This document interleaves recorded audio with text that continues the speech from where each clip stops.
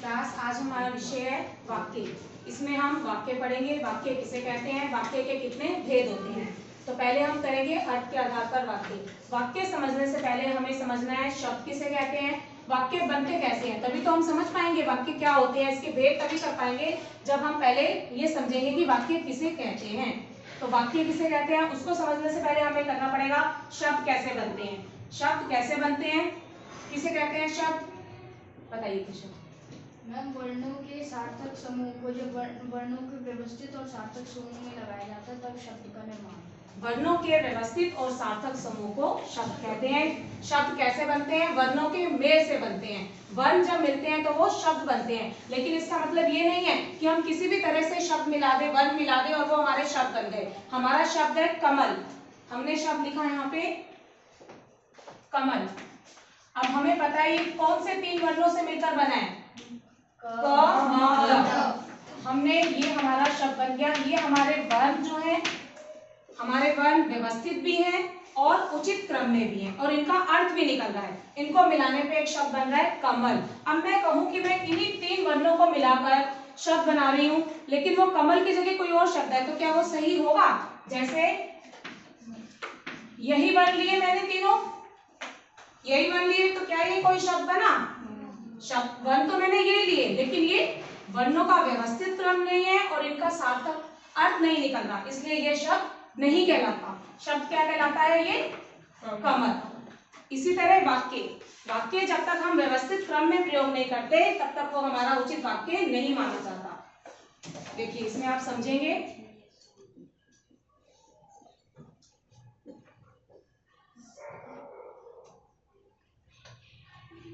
इस मीडिया में हम वाक्य तथा अर्थ के आधार पर वाक्य के भेद के बारे में पढ़ेंगे।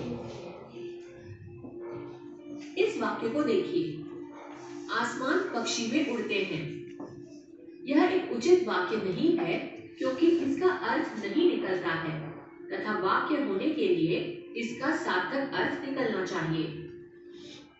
पक्षी आसमान में उड़ते हैं, इस वाक्य का एक सार्थक अर्थ निकल रहा है।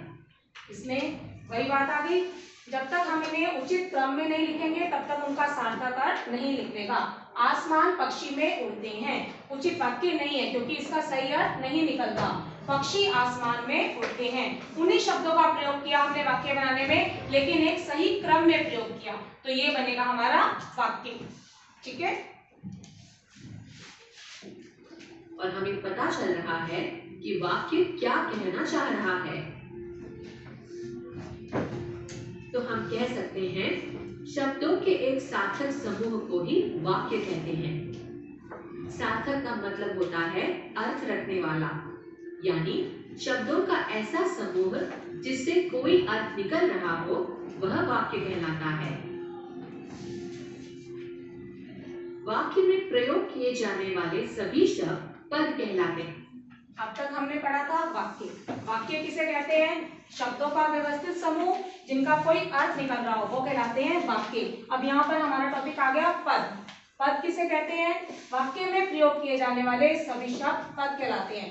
जब तक शब्द अकेले प्रयोग होते हैं, उनका वाक्य में प्रयोग नहीं किया जाता, तब तक वह कहलाते हैं शब्द, और जब उनका वाक्य में प्रयोग हो जाता है वही शब्द बन जाते हैं पद। तब हम उन्हें शब्द नहीं कहते, उन्हें कहते हैं पद। जैसे मैं शब्द बता रही हूँ, राम, बाजार, लड़का, ये अलग अलग मैंने शब्द बोले तो ये कहलाएंगे शब्द, और जब मैंने इन्हीं को वाक्य में प्रयोग कर दिया, राम बाजार जाता है, राम और बाजार वही शब्द मैंने वाक्य में प्रयोग कर दिए। अब मैं वाक्य के बाद में पूछ रही हूँ राम बाजार जाता है, तो इसमें राम क्या है? पद, तो वो कहलाएगा पद। वो शब्द नहीं होगा, वो कहलाएगा पद। वाक्य में प्रयोग होने वाले शब्द पद कहलाते हैं। ठीक है,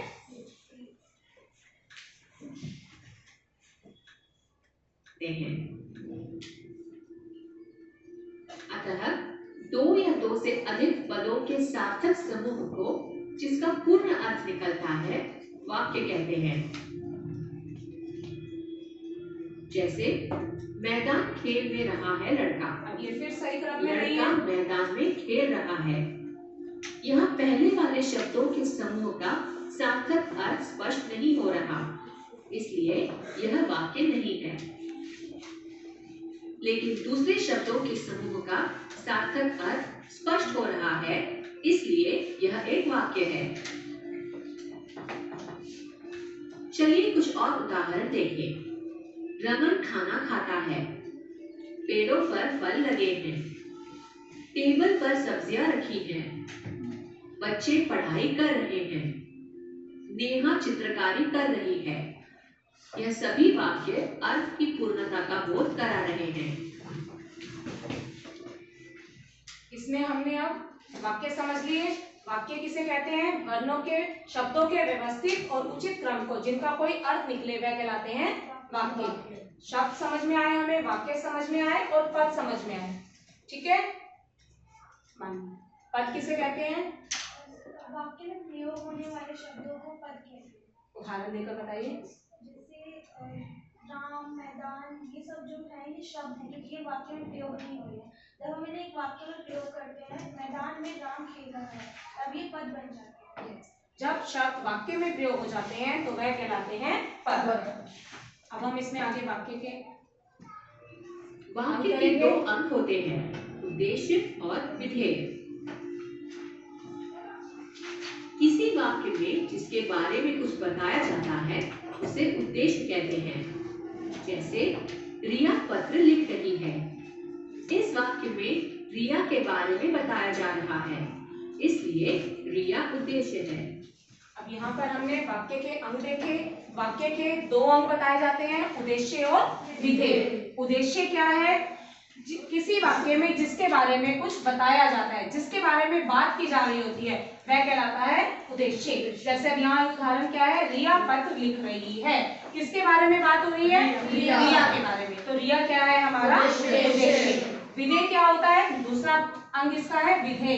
विधेय क्या है? जिस उद्देश्य के बारे में जो बताया जा रहा होता है तो वो कहलाता है विधेय। अब यहाँ पत्र लिख रही है, ये क्या हो जाएगा? विधेय। उद्देश्य रिया और पत्र लिख रही है विधेय।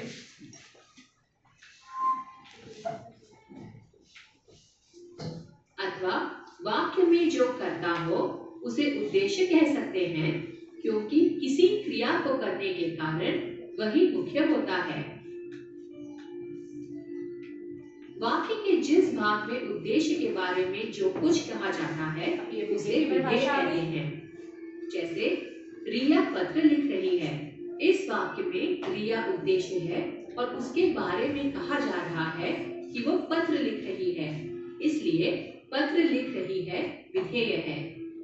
तो कह सकते हैं कि कर्ता के द्वारा किए गए कार्यों के विषय जो बताता है उसे विधेय कहते हैं।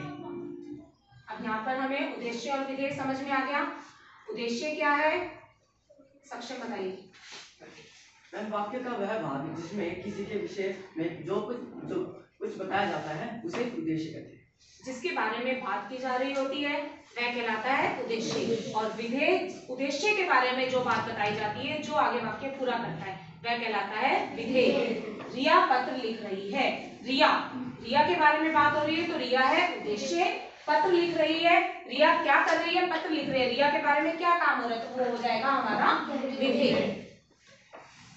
अब आगे होगा इसमें उद्देश्य का विस्तार, विधेय का विस्तार, वो समझेंगे।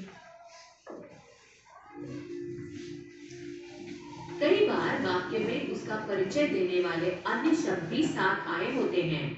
ये अन्य शब्द उद्देश्य का विस्तार कहलाते हैं। जैसे भूरी गया घास खा रही है, चतुर लड़का खेल रहा है। इनमें भूरी और चतुर शब्द उद्देश्य का विस्तार है। चलिए कुछ अन्य उदाहरण देखते हैं। बच्चे स्कूल जा रहे हैं, पक्षी उड़ रहे हैं, कविता सफाई कर रही है, नेहा कविता लिख रही है, दीपक पत्र पढ़ रहा है। इन वाक्यों में बच्चे, पक्षी, कविता, नेहा और दीपक उद्देश्य है तथा स्कूल जा रहे हैं, और विधेय बताया जा रहा है। सफाई कर रही है, कविता लिख रही है और पत्र पढ़ रहा है विधेय है। वाक्य के दो भेद होते हैं, अर्थ के आधार पर और रचना के आधार पर। हम अर्थ अब हम करेंगे वाक्य के भेद। वाक्य के अंग हमने किए थे, वो होते हैं उद्देश्य और विधेय। अब हम कर रहे हैं वाक्य के भेद। वाक्य कितने प्रकार के होते हैं, अलग अलग वाक्य के भेद। वाक्य के भेद जो है वो दो प्रकार से बताए जाते हैं, अर्थ के आधार पर अलग 8 भेद है और रचना के आधार पर 3 भेद है। हमने अब यहाँ पर पहले करेंगे अर्थ के आधार पर। अर्थ के आधार पर जो 8 भेद है हम उनको समझेंगे। बहुत ही आसान है, जिस तरह से इनके नाम है वैसे इनकी पहचान है। अब हम इनको समझेंगे अर्थ के आधार पर वाक्य भेद। अर्थ के आधार पर वाक्य के भेदों को विस्तार से जानेंगे। अर्थ के आधार पर वाक्य के मुख्य रूप से 8 भेद होते हैं। विधानवाचक वाक्य, निषेधवाचक वाक्य, प्रश्नवाचक वाक्य, आज्ञावाचक वाक्य, संकेतवाचक वाक्य, विस्मयादिबोधक वाक्य, संदेहवाचक वाक्य, इच्छावाचक वाक्य। विधानवाचक वाक्य ऐसे वाक्य जिनसे किसी काम के होने या किसी के अस्तित्व का बोध हो, उसे विधानवाचक वाक्य कहते हैं। जैसे मीना खाना बनाती है। इस वाक्य में मीना का खाना बनाना मीना द्वारा किया गया एक कार्य है। इसमें जो हमारे 8 भेद बताए गए हैं, हमें पहले तो उन 8 भेदों के नाम पता होने चाहिए और उनकी पहचान पता होनी चाहिए। सबसे पहले है हमारा विधानवाचक वाक्य। जिस वाक्य में किसी काम के होने या अस्तित्व का बोध हो उसे विधानवाचक कहते हैं। इसमें सिंपल सरल वाक्य होता है, किसी का सामान्य कथन होता है या किसी के द्वारा किया जाने वाला कार्य होता है, वो कहलाता है विधानवाचक वाक्य। जैसे यहाँ पर क्या है, मीना खाना बनाती है। मीना के द्वारा जो कार्य किया जा रहा है उसके बारे में बताया जा रहा है, मीना खाना बनाती है। तो ये हमारा सिंपल सरल वाक्य है, इसको कहते हैं हम विधानवाचक वाक्य।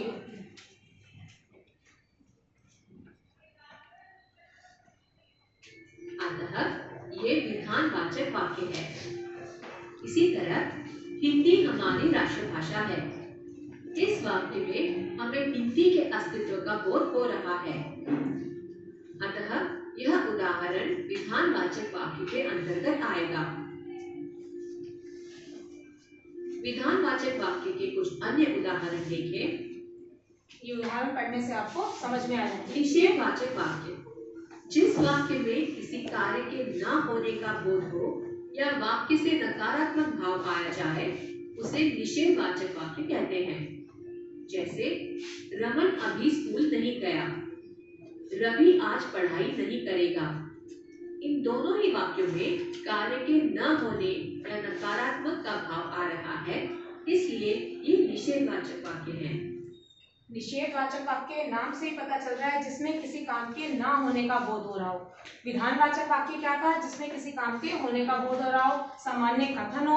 और निषेधवाचक वाक्य इसे नकारात्मक वाक्य भी कहते हैं, निषेधवाचक वाक्य भी कहते हैं। तो निषेधवाचक वाक्य क्या है, जिसमें किसी काम के ना होने का बोध हो रहा हो, नकारात्मक भाव हो रहा हो कि ये काम नहीं करना।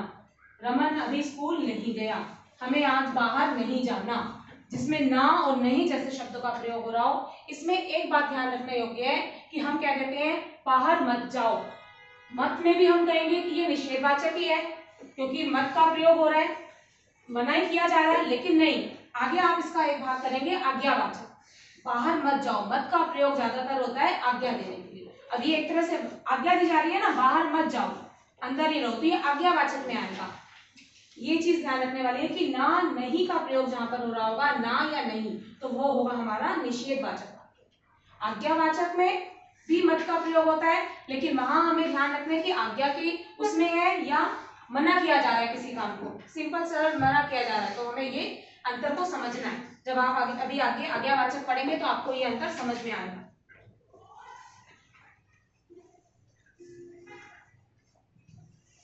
निषेधवाचक वाक्य के कुछ अन्य उदाहरण देखें। प्रश्नवाचक वाक्य वे वाक्य जिनमें प्रश्न पूछने का भाव प्रकट हो प्रश्नवाचक वाक्य कहलाते हैं। जैसे क्या यह आपकी गाड़ी है, तुम्हें कौन सा शहर पसंद है। इन दोनों ही वाक्य में प्रश्न पूछा जा रहा है, इसलिए ये प्रश्नवाचक। अब ये है प्रश्नवाचक वाक्य। नाम से ही पता चल रहा है प्रश्नवाचक वाक्य। नाम भी आसान से याद हो रहा है हमें और इसकी पहचान भी समझ में आ रही है कि जिसका जिसमें प्रश्न पूछा जाता है। तो हमें ये ध्यान रखना है कि इसमें जब हम एक तरह के वाक्य को दूसरे तरह के वाक्य में बदलते हैं, विधानवाचक वाक्य को जब हम प्रश्नवाचक में बदलते हैं, तो हमें प्रश्न जो शब्द है जो हमारे प्रश्न बनाने के लिए प्रयोग करने हैं वो उचित स्थान पर प्रयोग करने हैं और अंत में हमारा प्रश्नवाचक चिन्ह लगा होना चाहिए, तभी वो प्रश्नवाचक शब्द बनेगा, वाक्य बनेगा। क्या यह आपकी गाड़ी है? तो यहाँ पर क्या का प्रयोग उचित जगह पे किया गया है और लास्ट में प्रश्नवाचक चिन्ह लगाया गया है। ये प्रश्नवाचक चिन्ह में हमें ध्यान रखना है, प्रश्नवाचक जो वाक्य है वो हमें प्रश्न पूछने के लिए प्रयोग किए जाते हैं। ठीक है,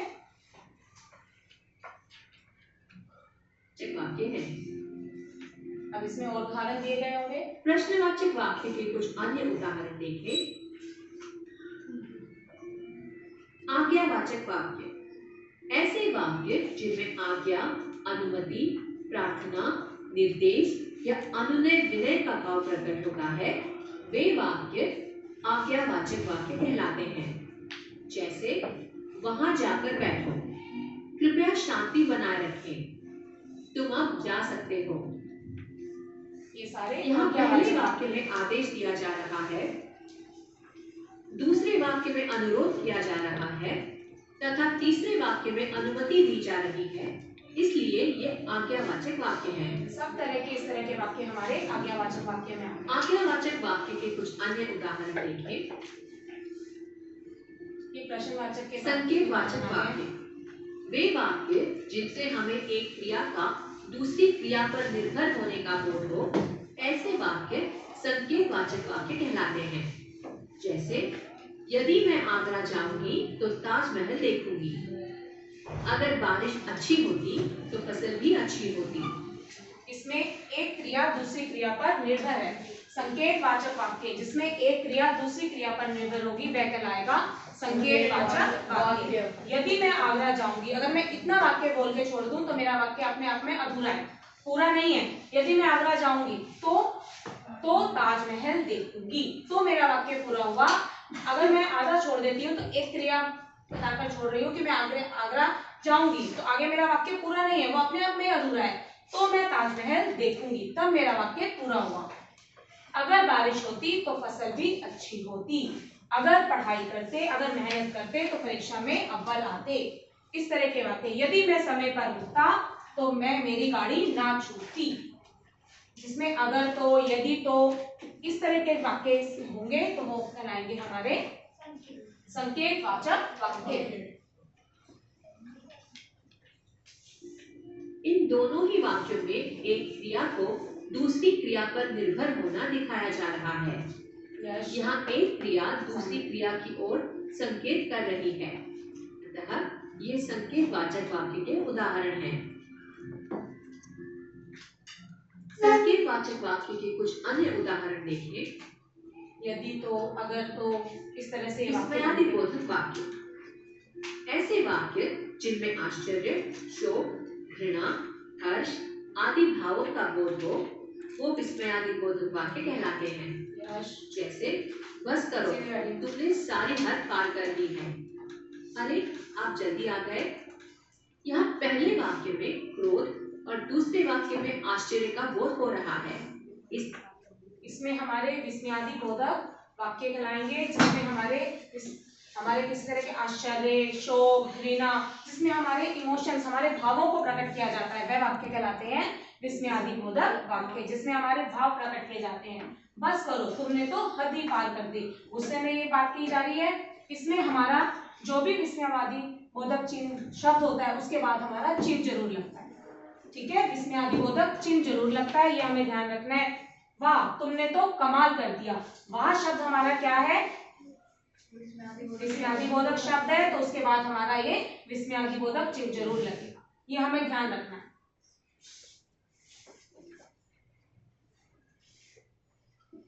इसलिए ये विस्मयादिबोधक वाक्य है। विस्मयादिबोधक वाक्य के कुछ अन्य उदाहरण देखें। संदेहवाचक वाक्य, ऐसे वाक्य जिनसे हमें किसी प्रकार के संदेह या संभावना का बोध होता है, वह संदेहवाचक वाक्य कहलाते हैं। जैसे शायद आज बारिश होगी, संभवतः वह ठीक हो जाएगा, जिसमें हमें किसी तरह के संदेह या संभावना हो, हम पूरी तरह से हमें निश्चित नहीं है कि हाँ ये काम होगा या हो रहा है, हमें संदेह है किसी तरह का, तो वो कहलाएगा हमारा संदेहवाचक वाक्य। शायद आज धूप निकले, हमें पूरी तरह से हमें श्योर नहीं कि हाँ धूप निकलेगी, निश्चित रूप से नहीं हम कह सकते, लेकिन हाँ शायद संभावना है कि शायद आज धूप निकले। तो जहाँ शायद संभवतः ऐसे शब्दों का प्रयोग किया जाएगा वह कहलाएंगे हमारे संदेहवाचक वाक्य। शायद आज हम बाहर घूमने जाएं, शायद की बात हो रही है जहाँ पे अभी हमें पूरी तरह से हम निश्चित रूप से नहीं कह रहे, शायद हम आज घूमने जाएं।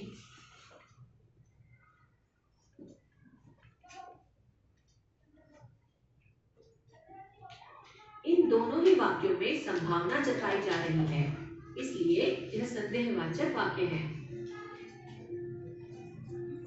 संदेहवाचक वाक्य के कुछ अन्य उदाहरण देखें। इच्छावाचक वाक्य, ऐसे वाक्य जिनसे हमें वक्ता की कोई इच्छा, कामना, आकांक्षा, आशीर्वाद आदि का बोध हो, वह इच्छावाचक वाक्य कहलाते हैं। जैसे मुझे आज मिठाई खाने का मन हो रहा है, आपको नई गाड़ी की बधाई हो। यहाँ पहले वाक्य में इच्छा तथा दूसरे वाक्य में शुभकामना का भाव है। इसमें देखिए इच्छावाचक वाक्य जिसमें हम इच्छा, कामना, हम अपनी इच्छा प्रकट कर रहे हैं या हमारी कोई कामना है, आकांक्षा, किसी को हम आशीर्वाद दे रहे हैं, ऐसे शब्दों का प्रयोग कर रहे हैं, उससे वाक्य बना रहे हैं, तो वो कहलाएंगे हमारे इच्छावाचक वाक्य। जैसे यहाँ पर 2 उदाहरण दिए गए हैं, मुझे आज मिठाई खाने का मन हो रहा है, ये मैं इच्छा प्रकट कर रही हूँ अपनी कि मेरा आज मन कर रहा है कि मैं मिठाई खाऊं, तो ये इच्छावाचक वाक्य आ गया। शुभकामना, अब यहाँ शुभकामना दी जा रही है, आपको नई गाड़ी की बधाई हो, तो यहाँ पर शुभकामना दे रहे हैं हम किसी को आशीर्वाद दे रहे हैं, शुभकामना दे रहे हैं, अपनी इच्छा प्रकट कर रहे हैं, तो उन वाक्यों के लिए हमारा वाक्य रहेगा इच्छावाचक वाक्य। इसलिए ये इच्छावाचक वाक्य है। इच्छावाचक वाक्य के कुछ अन्य उदाहरण देखिए। सारांश, आइए अब पाठ के मुख्य बिंदुओं को दोहराएं। 2 या 2 से अधिक पदों के सार्थक समूह को जिसका पूर्ण अर्थ निकलता है वाक्य कहते हैं। सबसे पहले हमने वाक्य समझा था। वाक्य के 2 अंग होते हैं, उद्देश्य और विधेय। अब यहाँ पे मुझे वाक्य हमने समझ लिया, वाक्य किसे कहते हैं। वाक्य के 2 अंग हैं, उद्देश्य और विधेय। कौन बताएगा उद्देश्य और विधेय? उद्देश्य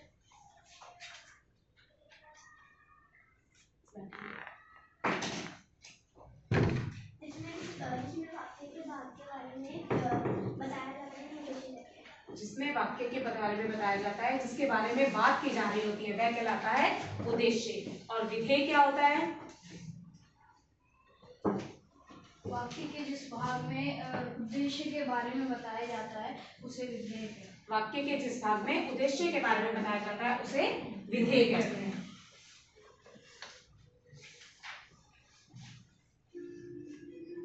किसी वाक्य में जिसके बारे में कुछ बताया जाता है उसे उद्देश्य कहते हैं। वाक्य के जिस भाग में उद्देश्य के बारे में जो कुछ कहा जाता है उसे विधेय कहते हैं। वाक्य के 2 भेद होते हैं, अर्थ के आधार पर और रचना के आधार पर। जो हमने अभी कौन से भेद समझे हैं? अर्थ के आधार अर्थ के आधार पर। अर्थ के आधार पर कितने भेद होते हैं? 8।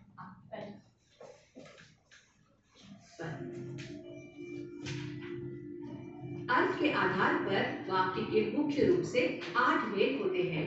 विधानवाचक वाक्य, निषेधवाचक वाक्य, प्रश्नवाचक वाक्य, आज्ञावाचक वाक्य, संकेतवाचक वाक्य, विस्मयादिबोधक वाक्य, संदेहवाचक वाक्य, इच्छावाचक वाक्य। सबसे पहले हमने समझा विधानवाचक वाक्य। तो विधानवाचक वाक्य कौन समझाएगा, क्या कौन बताएगा? विधानवाचक वाक्य क्या होता है? तो जिस वाक्य में किसी कार्य के होने का भाव प्रकट किया जाता जाता है उसे विधानवाचक वाक्य कहते हैं। जिस वाक्य में किसी कार्य के होने का भाव प्रकट किया जाता है उसे कहते हैं विधानवाचक वाक्य। विधानवाचक वाक्य का उदाहरण आप बताइए। कोई भी उदाहरण है। रमन खाना खा रहा है, ये है हमारा विधानवाचक वाक्य का उदाहरण। नेक्स्ट है हमारा सेकंड पॉइंट, निषेधवाचक वाक्य। निषेधवाचक वाक्य किसी कार्य के ना होने का भाव होता है उसे निषेधवाचक वाक्य में किसी कार्य के ना होने का भाव होता है उसे कहते हैं निषेधवाचक वाक्य। इसका उदाहरण अनुषा के बताइए। वह ठीक नहीं है। वह ठीक नहीं है, यहाँ पर नहीं शब्द आने के कारण ये बन गया निषेधवाचक वाक्य। नेक्स्ट प्रश्नवाचक वाक्य। जिस वाक्य में प्रश्न पूछने का भाव प्रकट होता है उसे प्रश्नवाचक वाक्य कहते हैं। जिसमें प्रश्न पूछने का भाव प्रकट होता हो उसे कहते हैं प्रश्नवाचक वाक्य। उदाहरण बताइए। आपका नाम क्या है? आपका नाम क्या है, प्रश्न पूछा जा रहा है, नाम पूछा जा रहा है, आपका नाम क्या है। नेक्स्ट है आज्ञावाचक वाक्य। आज्ञावाचक वाक्य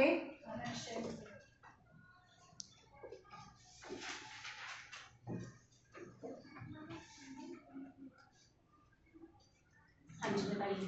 वाक्यों में आज्ञा, अनुमति, फिर कोई आदेश दिया जाता है उन्हें आज्ञावाचक वाक्य कहते हैं। जैसे उदाहरण बताइए। तुम अंदर आ सकते हो या फिर तुम बाहर जाओ। जिसमें आज्ञा, अनुमति, आदेश इस तरह के वाक्य हो वह कहलाएंगे हमारे आज्ञावाचक वाक्य। जैसे मानवी ने बताया तुम अंदर जा सकते हो, तो ये हमारा आज्ञा दी जा रही है कि तुम अंदर जा सकते हो, तो ये हमारा हो गया आज्ञावाचक वाक्य। नेक्स्ट संकेतवाचक वाक्य।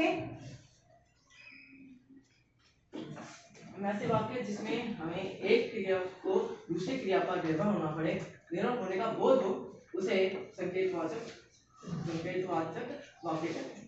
जिसमें एक क्रिया का दूसरी क्रिया पर निर्भर होने का बोध हो उसे कहते हैं हम संकेतवाचक वाक्य। उदाहरण बताइए। मैं आज दिल्ली जाऊंगा तो इंडिया गेट देखूंगा। मैं आज दिल्ली जाऊंगा तो इंडिया गेट देखूंगा। अगर मेहनत करते तो परीक्षा में सफल होते। अगर तो, यदि तो, इस तरह से ये वाक्य आपस में जुड़े हुए होते हैं। नेक्स्ट है विस्मयादिबोधक वाक्य।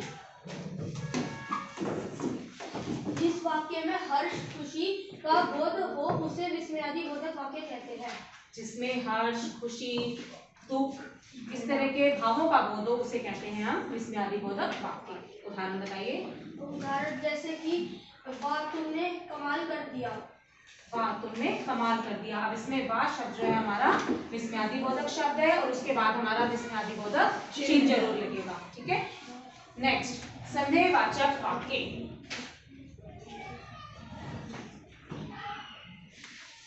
जिस वाक्य में हमें किसी संदेह या संभावना का भाव प्रकट होता हो उसे संदेहवाचक वाक्य कहते हैं। जिसमें संदेह या संभावना का बोध होता हो उसे कहते हैं हम संदेहवाचक वाक्य। उदाहरण दीजिए। शायद दरवाजे पर कोई खड़ा है। शायद दरवाजे पर कोई खड़ा है।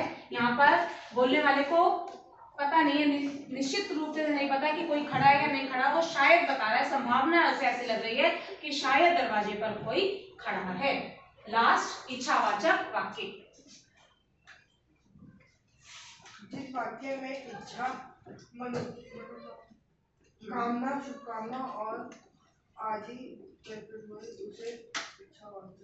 जिसमें शुभकामना, इच्छा, किसी को आशीर्वाद देने का बोध हो वह कहलाएगा इच्छावाचक वाक्य। उदाहरण बताएंगे। काश मैं राजा बन पाता। ये इसकी इच्छा है, उसने अपनी इच्छा प्रकट की कि काश मैं राजा बन पाता। तो ये हमारे 8 भेद हो गए।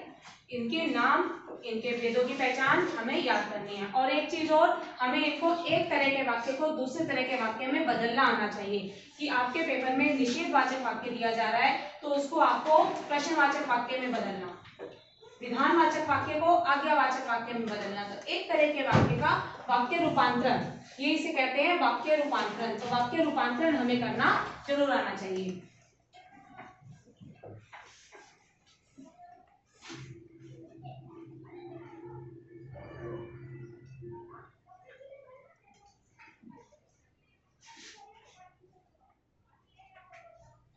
इसमें हमारा वाक्य किसे कहते हैं, इसके कितने भेद होते हैं?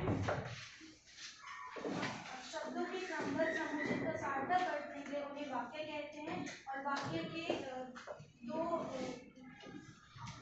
दो आधार पे भेद होते हैं, अर्थ के आधार पर और रचना के आधार पर। अर्थ के आधार पर वाक्य के 8 भेद होते हैं। सबसे पहले इसने बहुत अच्छे से वाक्य की परिभाषा बताई, उसके बाद वाक्य के भेद बताए कि वाक्य के जो भेद है वो 2 आधार पर होते हैं, अर्थ के आधार पर और रचना के आधार पर। तो अभी हमने पढ़े हैं अर्थ के आधार पर जो होते हैं हमारे 8 भेद। इसके बाद आ गए वाक्य के कितने अंग होते हैं? वाक्य के 2 अंग होते हैं, उद्देश्य और विधेय। वाक्य के 2 अंग होते हैं, उद्देश्य और विधेय।